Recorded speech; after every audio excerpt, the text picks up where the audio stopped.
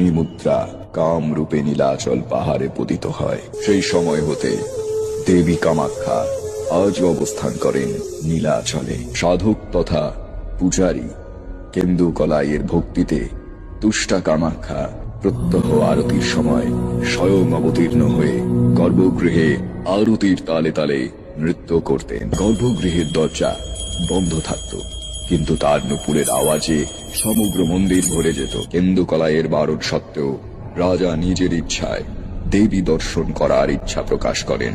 সন্ধ্যা আরতি শুরু হলো।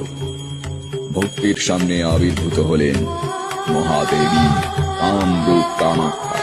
জয় কামেশি চামুণ্ডে জয় ভূতাপহারিণী জয় সর্বগতি দেবী কামেশ্বরী নমস্তুতে। এদিকে মন্দিরের উত্তরের গবাক্ষের এক পাশে লুকিয়েছিলেন মহারাজ মহামায়া অন্তর্যামী। তৎক্ষণাৎ ধারণ করলেন উগ্র মূর্তি। তৎক্ষণাৎ দৃষ্টি হারালেন রাজা।